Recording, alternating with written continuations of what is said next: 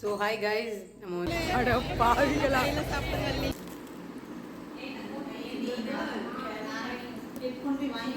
Auto வந்துடும். மணி இப்போ வந்து 1 o'clock. போயிட்டு கிளம்புவோம். கிளம்பிட்டு நான் வந்து பேசுகிறேன். பஸ் ஏறிட்டு சுத்தி கால் வந்து சக்கரம் தான் கட்டியிருக்கு.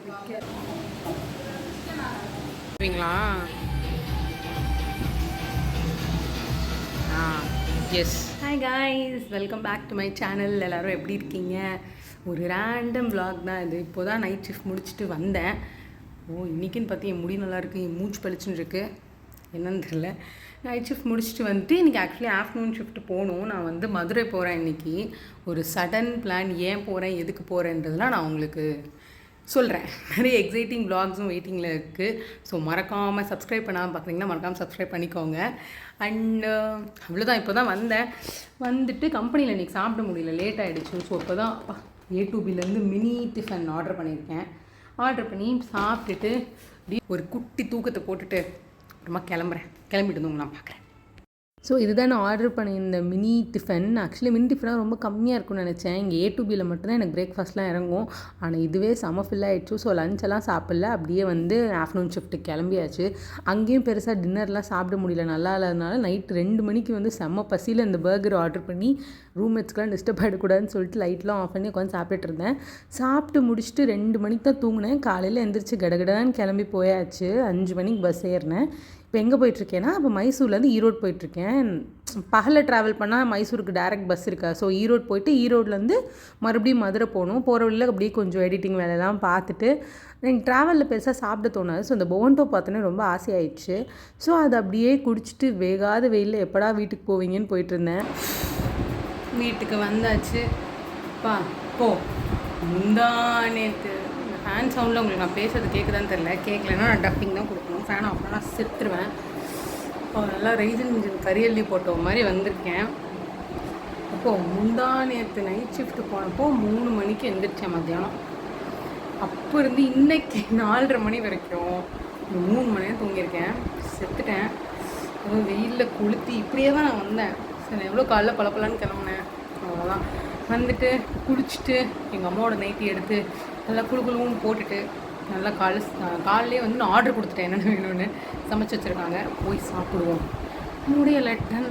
அண்ட் இவ்வளோ நேரம் ட்ராவல் பண்ணி வந்ததுக்கு ஒர்த்து வருமான்ற மாதிரி ஒரு செமையான ஒரு லஞ்சை சாப்பிட்டுட்டு அப்படியே நான் வந்து என்ஜாய் பண்ணிகிட்டு இருந்தேன். ஸோ ஹாய் கைஸ், நம்ம வந்து இங்கே வந்தேன். நான் நேற்று மதுரை வந்துட்டு அவ்வளோதான். மேட்ச் பார்த்துட்டு தூங்கியாச்சு. இவ இருக்கா இல்லை, சரியான டிஸ்டர்பன்ஸ். ஒரு 4 hour இந்த வீடியோ கட் பண்ணுறேன். தயவு செஞ்சு கிளம்பிடு. Okay mummy. இப்போ நாங்கள் எங்கே போகிறோன்னா எங்கள் சித்தி வீட்டுக்கு போகிறோம். சித்தி வீடியோனால நான் சித்தின்னு கூப்பிட்றேன். நான் யாருன்னு உங்களுக்கு போய் காமிக்கிறேன். அங்கே அப்புறம் எங்களோட நித்தி குட்டி இருக்குது, அவளையும் நாங்கள் பார்க்க போகிறோம். அப்படியே அழகாக கிளம்பிட்டோம். சந்தூர் மம்மி பார்க்குறீங்களா? சந்தூர் மம்மி எனக்கு என்னையோட நல்ல ட்ரெஸ் போட்டு வராங்க. அப்புறம் அங்கே ஒரு வானர படம் இருக்குது.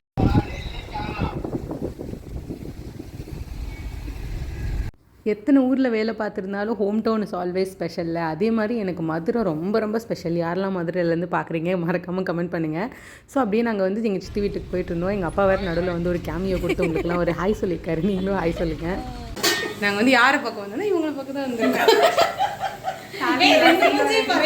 ஒரே மாதிரி தான் இருக்கு. இவங்க மட்டும் வேற மாதிரி சொல்லிடுறாங்க. நம்ம ஃபேமிலி ஆளுங்க பார்த்தா எல்லாம் ஒரே மாதிரி ஒரே மாதிரி. சுகன்யா நான்லாம் ஒரே மாதிரி தான் இருக்கும். ஹாய். இப்போ நம்ம வந்து உங்களுக்கு ஒரு ஹீரோயின் காட்ட போறோம். எஸ், செம்ம லஞ்ச் இஸ் கெட்டிங் ரெடி. இதோட ஃபுல் வீடியோ வந்து நான் ஆல்ரெடி போஸ்ட் பண்ணியிருக்கேன். சூப்பர் ஃபன்னாக இருக்கும். அதை நீங்கள் பார்க்கலன்னா மறக்காமல் பாருங்கள், லிங்க் கொடுக்குறேன்.